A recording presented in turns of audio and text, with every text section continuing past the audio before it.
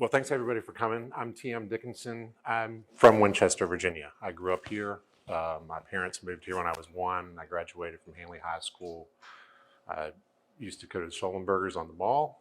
That was my grandfather's favorite place to go because he came from Buena Vista, because you could go in and you could buy one screw or one kind of nut and get out of there. He loved that place. And I played baseball for Pepper's dad when I was probably 8 years old. But I haven't, I've been living in Charlottesville for the last 20 years. When I graduated from Hanley in 1988, I went to Hampton-Sydney College. I came home after my freshman year. My brother's 5.5 years younger, and my dad said, "TM, I love you. You're my oldest son, but you can't come home anymore because it's a great big world out there and you're not setting a very good example for your younger brother." So I took off, went to California that summer, and I haven't lived in Winchester since. Reside in Charlottesville now. When I graduated school, I went to work for a wireless telephone company. And back then, that's when we used phones to talk on them. And you had them installed in your trunk, and they were $1,000. And I did that for 12 years. I traveled all over the United States. In fact, in the first 11 years, I moved 7 times. We were living in Little Rock. Got a call. They said, "TM, we want you to move back to Virginia to run the Virginia, West Virginia, and Kentucky markets for Alltel.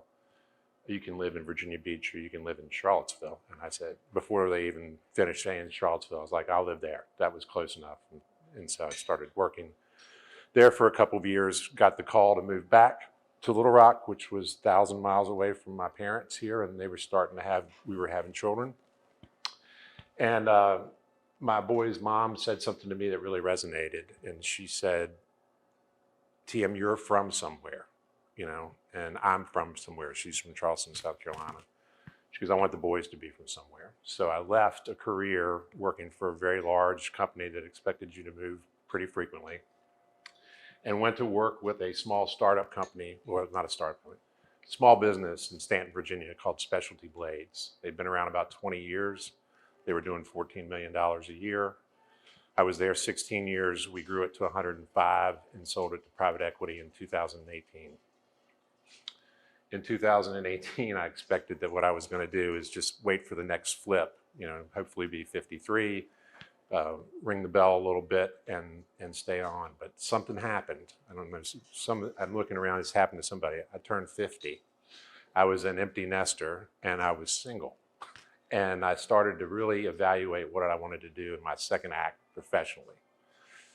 And so in the middle of COVID, I left the blade company and went and started my own practice as a fractional vice president of sales. I was betting on a couple of things. I wanted to work with businesses that were below 50 million because I loved that when I was with Specialty Blades. You could be nimble, you can make a lot of changes. I figured that sales issues, and predominantly sales management issues, were a bit industry agnostic. And I also didn't want to live on an airplane. I was talking to Bobby, I would travel 150,000 miles a year. Despite having manufacturing in Stanton, Virginia, and 4 other US-based locations, none of my customers were close by. And I made the decision at the time to kind of do that. So I started Catalyst Sales Performance really to work with small business owners, because one of the things that I'm seeing is a lot of founders will start their business and they get pulled into areas of it that they don't particularly like, or they're not particularly good at. And especially if it's a technological company, sales and sales management is one of those things. You know, they say all the time that sales is a bit of an art. Sales management is more of a science. You know, it's about following a process. It's about making sure that you've got measures in place and you're looking at predictive measures rather than things that are retroactive.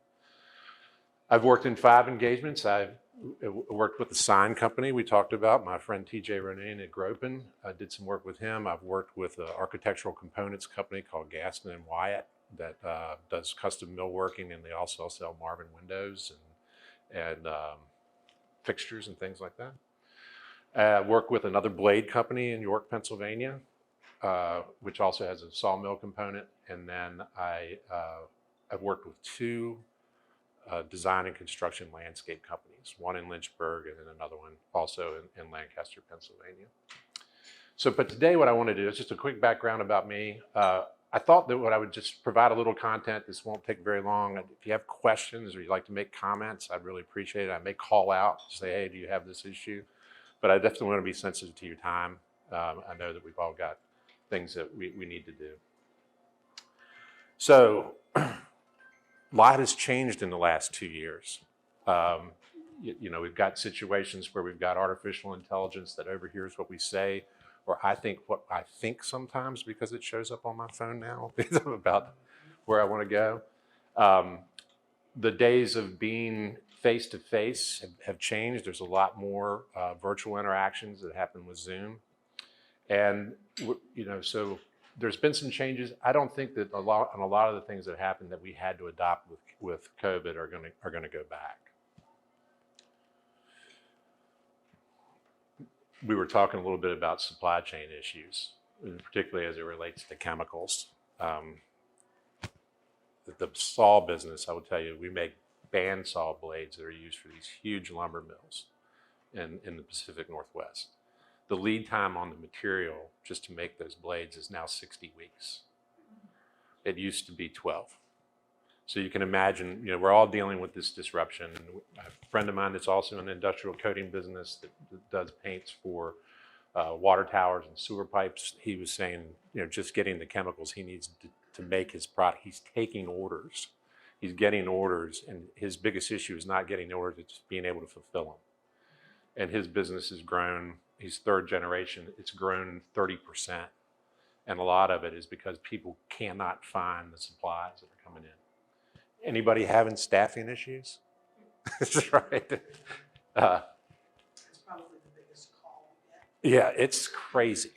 It is one of these things where we have thrown, we need to figure out what it is. It's $22 an hour for unskilled labor in Lancaster, Pennsylvania seems like a pretty good gig. For a long time, we couldn't get anybody to find it. So we had to get creative about where we go to find the people. And in particular, finding people that are the right cultural fit for us. Somebody that has a hardworking background. You moved out here to the Clearbrook area because of the workforce and the labor force that you can get. So there's lots of challenges that are happening there. Sales practice changes. We'll talk a little bit about the Zoom meetings and things like those types of items. You've got issues where clients don't want to see you. In the blade business, I was the last person in Medtronic because I was in there for a meeting and then it came across the wire that they were going to shut down for 2 weeks. And now they have not gone back. My friend runs supply chain for Medtronic and up in Massachusetts. He's moved to Maine. He's still going to do the same job, but he doesn't want to see the suppliers. If they want to see him, they schedule time on Calendly. They hop on a Zoom call. That's the way they're doing things right now. And obviously, a lot of growth challenges. Some of it is I've got more orders than I can fulfill based on supply chain. Some cases I've gone through the Great Resignation and I don't have people that want to work. So I, as a small business owner, am working an extraordinary amount of hours and really not paying attention to the more important roles that we have in life, which are outside of work. I'm a firm believer in that. So value-based selling is the new norm. So I'm 52. I got my first sales job. They sent me to Raleigh, and I went through sales training where they talk to you about you've got to create the need. You've got to go and you've got to create the need for the customer to buy this $1,200 phone that goes in the back of their car so they can stay connected. Things are really different now, now it's about finding pain points. And then the other thing that's really interesting is about 90% of the purchasing decision is made before they ever contact you. They're looking at your LinkedIn, they're looking at your reviews on Google, they're looking at your website, and in order to prompt them, they know exactly what they want. So what we've got to do as organizations is really understand what their main issue is, and then how can we provide a solution to that. Does everybody know what is your unique selling proposition at Sullenberger? Because I love your place. I go there. You're the only place on earth that has 410 shotgun shells right now. I would say it's our knowledge. Yeah. Our customers expect And if they have a question, you know where to direct them. Right. I started to think about that for me, and I mentioned it in my introduction. I paid consultants a whole lot of money in my career, and this is a reflection on me. We would sit there and we would create these wonderful documents on everything that was great. We would shake hands. I would stroke them a check. I would take that binder and stick it right on the shelf, right? And then when things hadn't improved 90 days later, it's like, I can't believe we paid that consultant all that money. So I started to think about a different approach. I like longer engagements. I like ones where I'm going to work with the client for a year, make recommendations collectively on what we're going to do the heavy lifting. Because the reason I'm there is because the owner might not be great at sales or sales management. They're better in other parts of their business, and that's where they need to be functioning. I take care of that. I also have some skin in the game. I bet on the success. So 50% of my fee is fixed, 50% is based upon us hitting deliverables that pays out my variable component. And those are kind of my differentiators, I would say, a little bit. I mean, I have lots of experience. Consultants are a dime a dozen. But and then I hire my replacement is really the biggest thing. You know, making sure that I identify that we've got the right people for the right positions, that they get the job, they want it, and they have the capability to do it.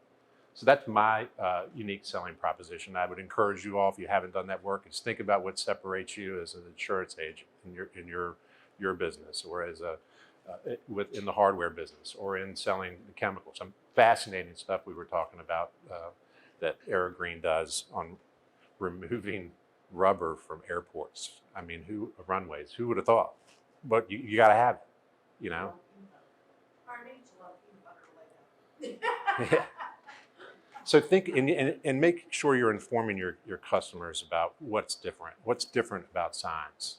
You know, where they can go to other places and get it. I mean, why should they come to you? You know, and you don't want it to be price, really. You know, you want it to be service related, or you want to differentiate yourself among the competition. So that's trend one. That's been going on for a while. Trend two, this is interesting for me because I'm so old school. I love being face to face. I still travel Lancaster every 2 weeks and spend a few days with the people. I have counterparts of mine in DC that won't take an on-site engagement. Their thought process is, I could be more effective. I mean, I lose 10 hours of windshield time every 2 weeks to go do that. What they want to do is they want to be on a call with the owner and working with them that way. That's kind of here to stay, but it's tricky. You know, I like to read body language. Most of the communication that you do is nonverbal. You know, you've got to be able to identify that. How do we do that across a video conference screen? You know, how do we make sure we're capturing attention that way? So we mentioned a lot of prospects don't want to or don't need to meet in person. Training for employees, reading body language, I mentioned. How to give a great presentation. This is not an example of that. How to prospect, to make sure you're keeping them engaged. And I'm going to go to another slide. If you all have not read Integrity Selling, it's by a guy named Ron Willingham. I'll tell you a little bit about what we do in the engagements I'm working with. Typically, there's not a sole decision maker, especially if you're doing B2C types of sales. We won't take a meeting at the landscape construction company unless the husband and the wife or the partner is there with them. And the reason being is they're never the same person, right? They're usually somebody that is a talker that wants to just tell you about everything they want to do. And their counterbalance is somebody that's a controller. That's like, I've got $100,000 to spend and that's it. Or I've got a due date that's coming up that we've got to hit. And if we don't have both of those decision makers in, and we don't speak to them in their language, whether it's virtually or in person, we don't have as much success. And so I've never read a business book that couldn't have been a great Harvard Business Review article. You know, they're always a little too long for me. But this is one of the things that I took away. It's looking at behavioral types, and it's from Integrity Selling. I encourage you guys to take a look at that and to get your sales team to really buy into it, because I'm finding that this is very, very true. Yes? Is there a tool that you use prior to a meeting that you can identify the personalities, or have you just become good enough at it at your meeting that you can figure out who they are? When I start a new employee, they have a cheat sheet in the back, but it's really based on the conversation and the body language, and you'll get to see it. Or you have, when you vet them over the phone before you have the face-to-face, you can pick up on some cues that might be happening over the phone.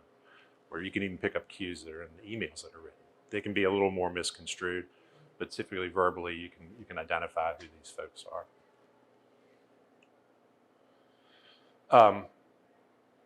Do you guys use a customer relationship management tool? Which one do you use? Salesforce. You do? Okay. How's it working for you? It works really well as far as keeping the customer data Right.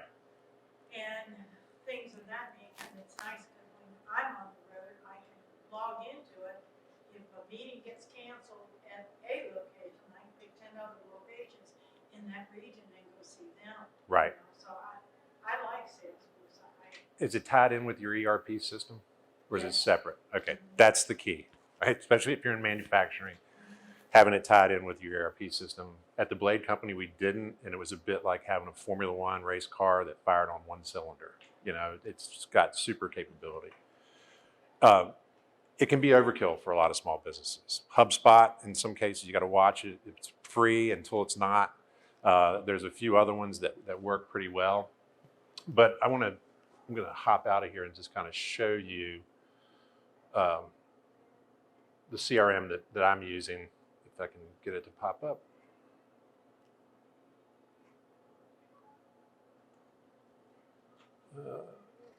Apologize. So, and I'm, Bobby, do you do stages too of your opportunities? Not really. I No. don't. Okay. Sorry. I think we have a different type of end product, so we wouldn't go through that. Yeah, this is my dashboard. And you could load in prospects. We'll talk about some, you can use this, we'll talk about some more AI tools that you can use to identify potential clients. But what I do with our team is we go in and we've created these different stages of the job. And with each one of the stages, there's a certain number of tasks that have to happen. They're very particular.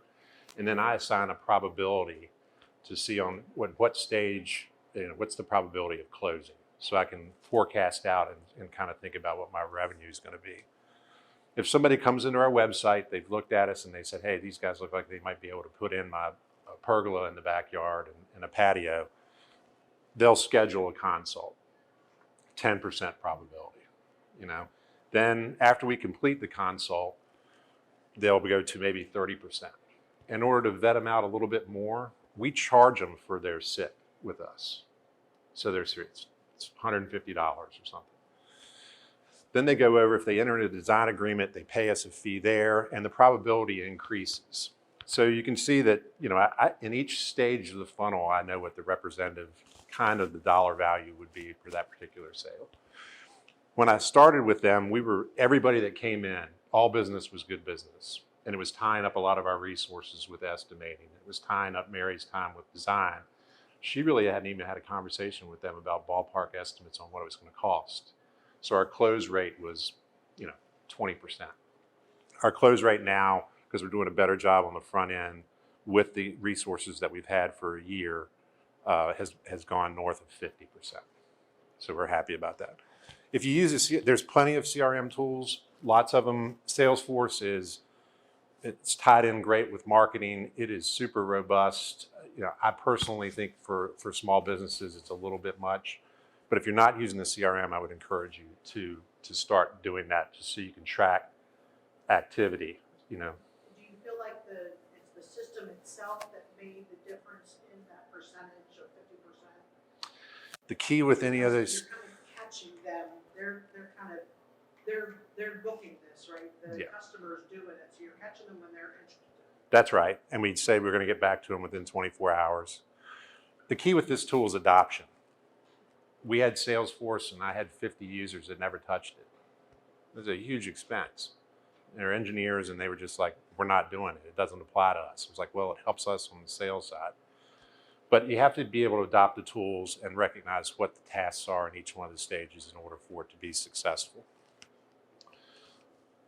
see here.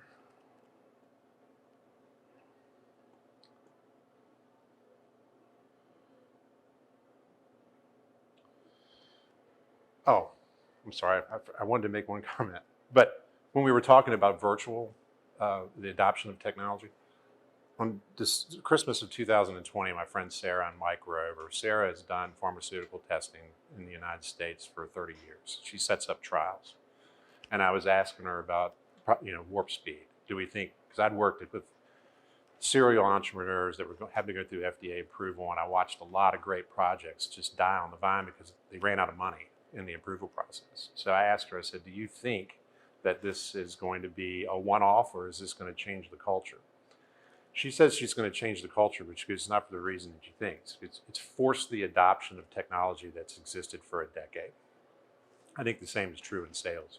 You can be more efficient. It's going to be a different way to sell, but it's one that's here, and we need to get better and more comfortable, especially with seasoned salespeople like me that prefer the face-to-face and the handshake. Got to figure out better ways to do that. Let me see here.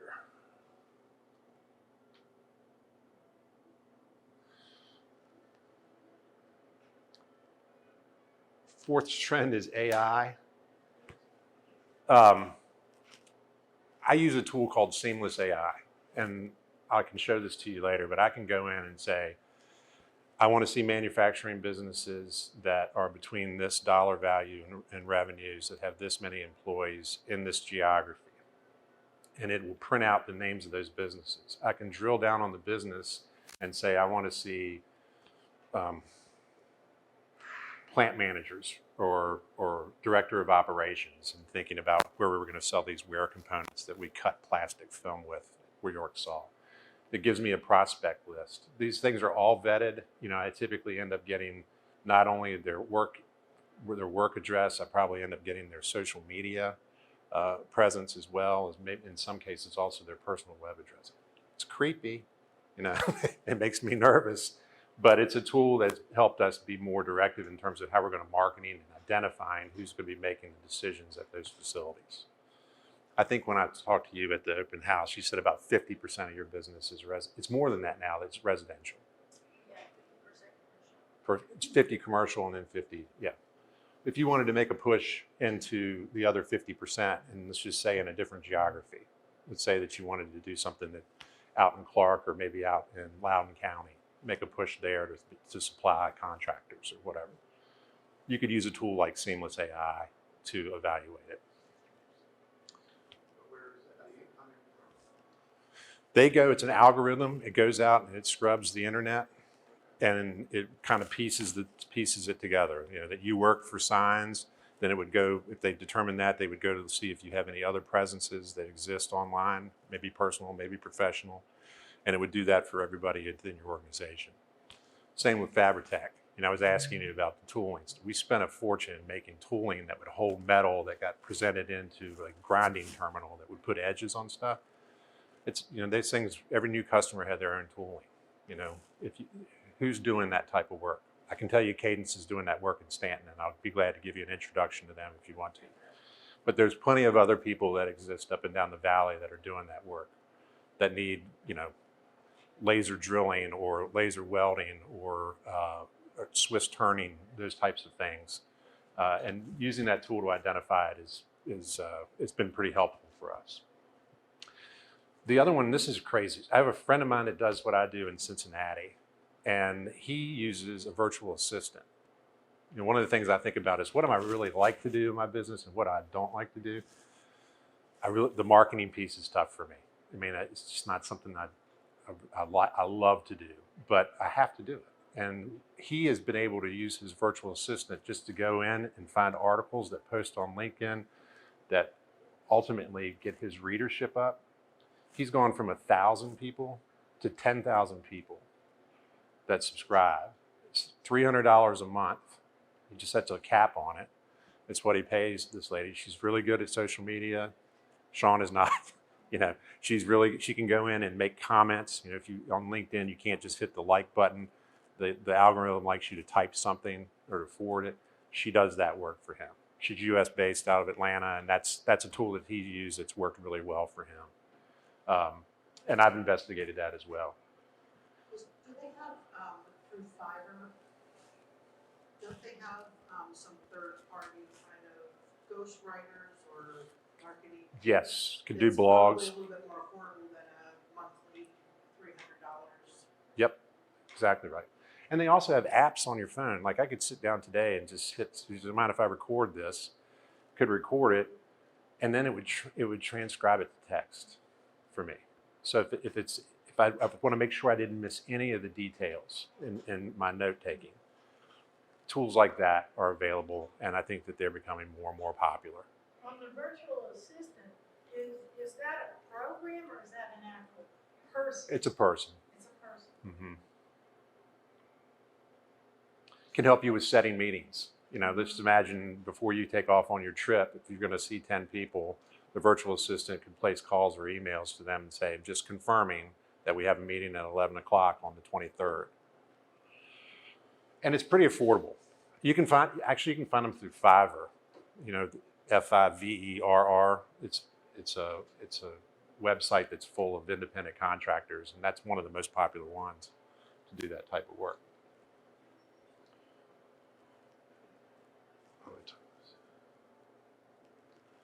And we kind of covered this. Doing simple tasks, help you with note taking, can help you look at predictive analytics to find the right people. So like the seamless AI is when I make sure. So Tom is out traveling. Tom Bowser is my sales guy up for York Saw. He's on a trip right now. He's landing in Milwaukee and he's doing a loop. He started yesterday.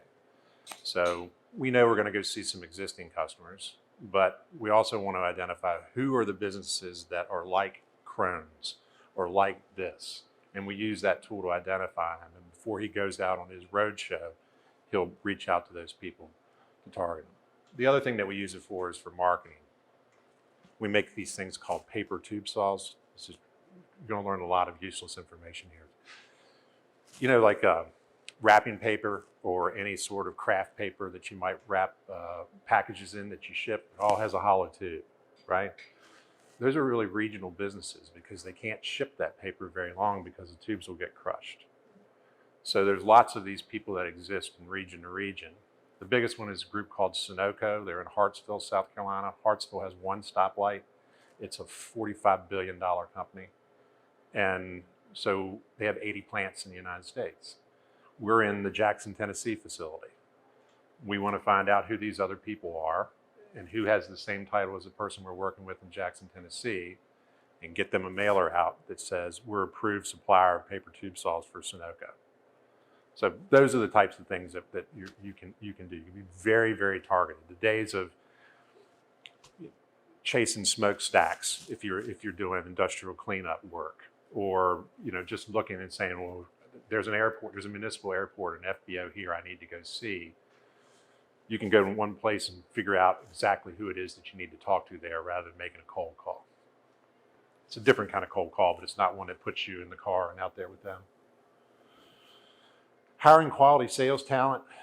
We've talked about this being a gap. Making sure that people can do virtual phone calls. Do these Zoom calls. The other challenge is, and no offense to our younger people that are here, I have a 24-year-old son and a 20-year-old son.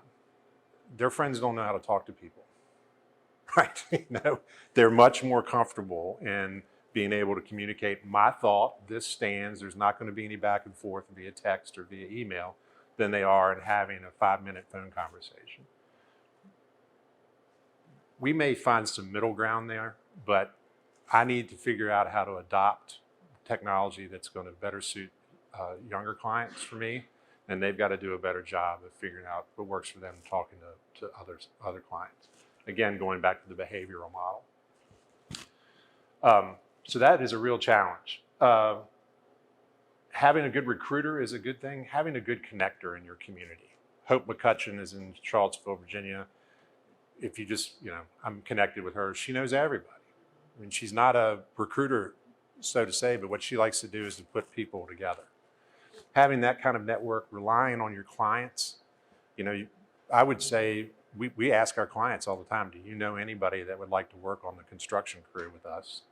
And I thought, well, these are people that are spending a couple $100,000 a year, or not a year, a couple $100,000 on a project. They couldn't possibly know somebody that's going to work for $18 doing an install. I was wrong. You know, they know the type of business that we are. They know the type of work that we do. They've engaged with our employees, so they know the professionalism they have. And we have a lot of success in placing people, even ones that we have to train on how to run a machine or get their CDL license so they can run some heavy equipment. We've had a lot of success that way, so I would encourage that as well. One that I never really thought about, but it's one that's worked pretty well for us. And then the last one is really about outsourcing. We've had fractional CFOs, we've had fractional CTOs. I was hoping that Les would be here today. We've had fractional chief marketing officers that have worked at small businesses for a couple of hours a week or maybe a couple of hours a quarter to kind of get them on the same page. We have fractional sales management. So if you find that you're in a position where I just can't really relate to salespeople, I don't know how to motivate them, or I have an engineering background and I don't know how to interact with these. There are resources that are available for somebody that can come in for a fraction of a full-time cost that can help you get up to speed into a, even if you've got to hire your first salesperson. I've done Gropin Signs. The CEO was the chief salesperson. He's got 1,000 other things that he needs to do rather than going out and trying to drum up business. Especially when you start talking about, I want to have an exit strategy in 10 years. I want to sell the business. I had to look at him. I go, you can't.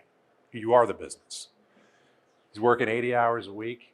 He's about to be a first-time father at 43. And he's just gotten kind of screwed up. So he's got to build his team out. He's got to find somebody that's comfortable in handling the large relationships, prospecting for new business. So we put some things in place that could help him do that so he could adopt the CEO role. And the benefits are you can hire those people without having to pay their health insurance benefits.